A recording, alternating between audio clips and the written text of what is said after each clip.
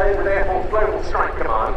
Mormons operates the US Air Force's nuclear-capable bombers, the B-2 Spirits, and the B-52s, like this.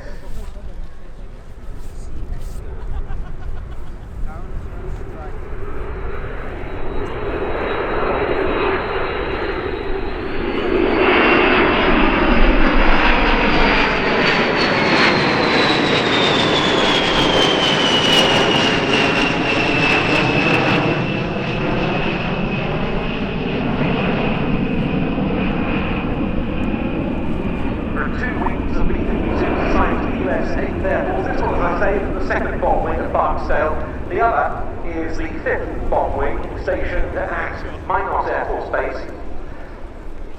Of course, we see them here regularly on bomber task force deployments, often involving what are known as presence patrols over areas where it's something of a show of force would be useful, or indeed a show of friendship.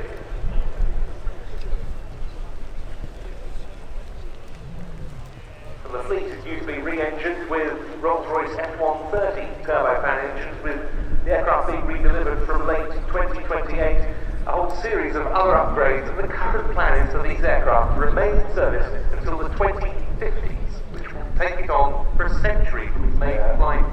Everything about this aircraft is just amazing. First flew in April 1952, just 7 years after World War II, and the same year as the first flight of the Tupolev Bear.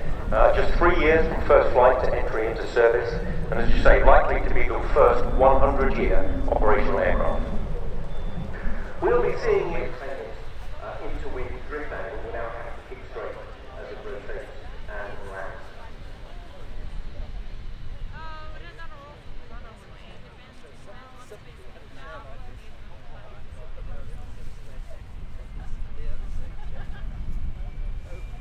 The B-52, the right-hand end of the airfield, lining up to close the show with its run break, circuit, and final land.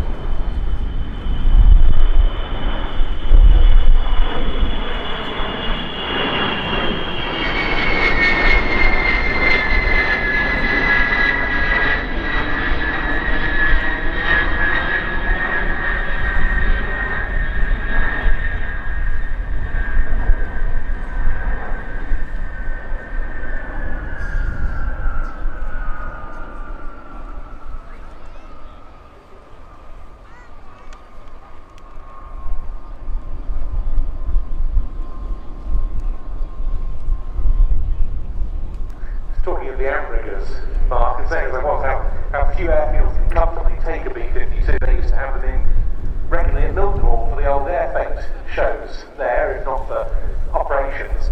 And they used to say that they'd have to count on probably about half a dozen of the runway lights being taken out by a B-52 on each visit. Yeah, absolutely. Well, the vast majority of military airfields, the runway width is just 45 metres.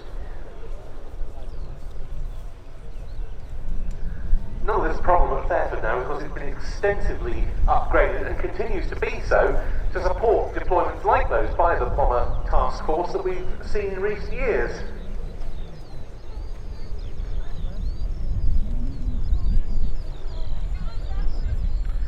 Another thing actually very, very visible now is the fact that the aircraft flies nose down at low altitudes due to the relative angle of the wings to the fuselage. The aircraft was actually designed to be extremely efficient in the high altitude cruise. You can see a very distinctive nose down attitude as the aircraft configures for landing. Used to perform some very spectacular nose down takeoffs as well, staying in ground effect until the last moment, then pulling up missile evasion techniques. Yeah, and we didn't see anything much different from that actually on the takeoff here. There certainly is no rotation in order to get the aircraft airborne, but with the wings as they are, the aircraft starts to produce lift, and the nose of the aircraft stays virtually level with the horizon. Sort of a levitation more than a rotation, isn't it?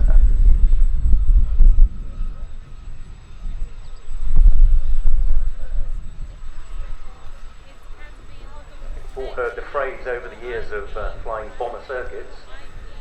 Well, there we have that 2 miles downwind, roll out at roughly 1 mile